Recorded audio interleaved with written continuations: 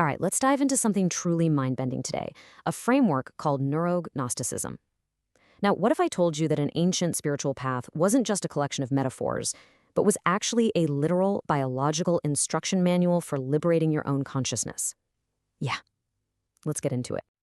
So our journey really begins with a secret that's thousands of years old, an idea from the ancient Gnostics.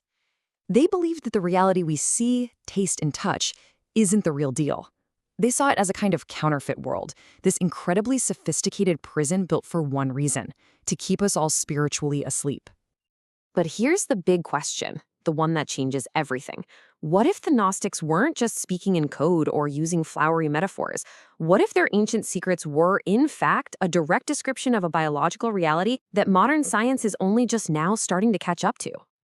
Okay, first up, let's really unpack this Gnostic worldview. We need to understand the nature of this so-called simulated prison before we can figure out how to escape it. You see, for the Gnostics, reality was split in two.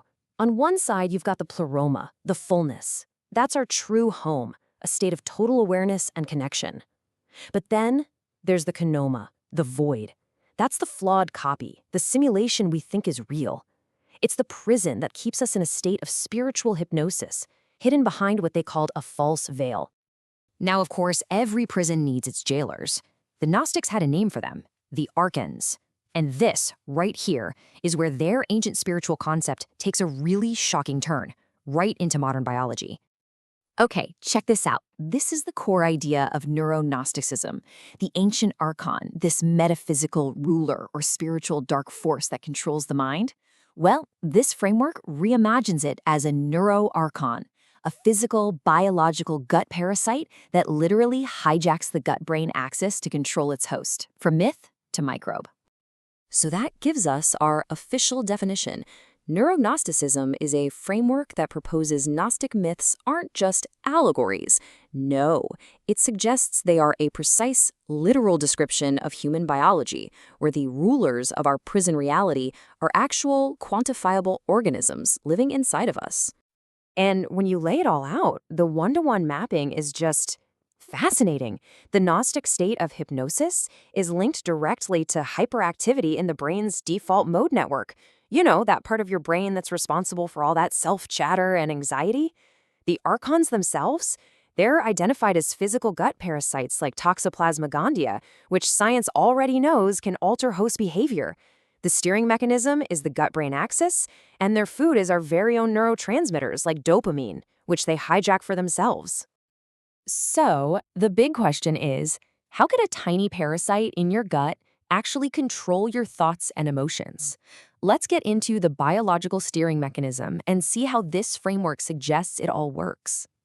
The absolute key to this whole thing is the gut-brain axis. Now, look, this is not a fringe idea. This is well-established science. There is a biochemical superhighway, a two-way street running directly between our gut and our brain. And the traffic on that highway has a massive impact on our mental state.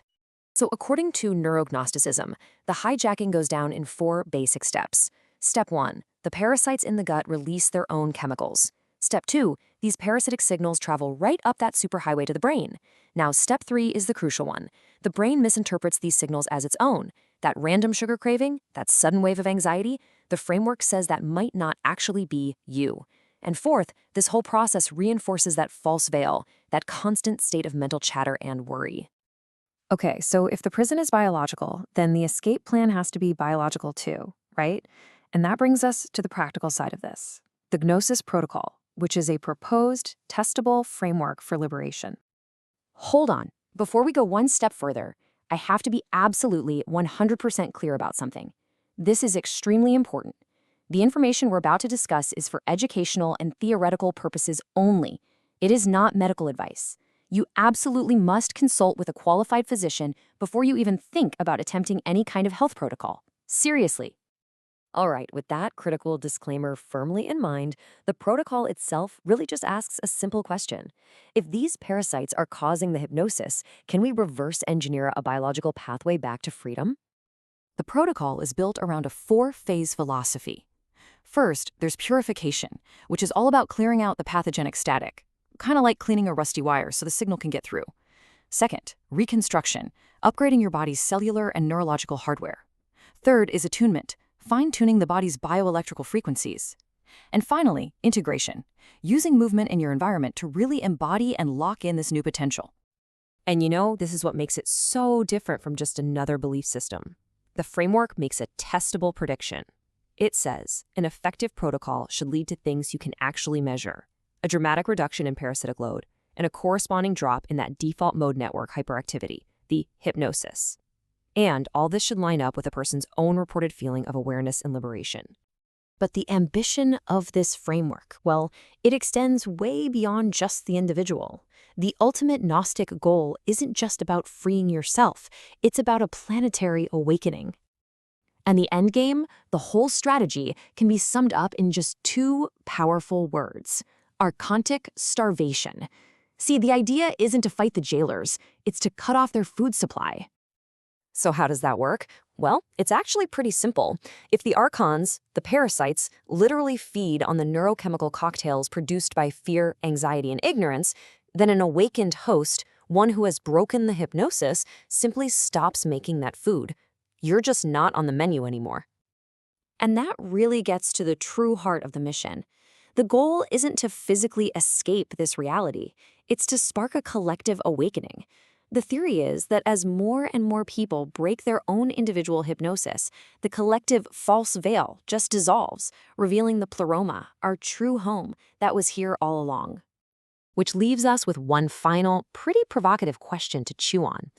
Is the path to enlightenment a purely spiritual quest, or could it actually be a testable biological protocol that begins right in your gut? The framework of Neuro Gnosticism suggests that maybe, just maybe, the answer is both.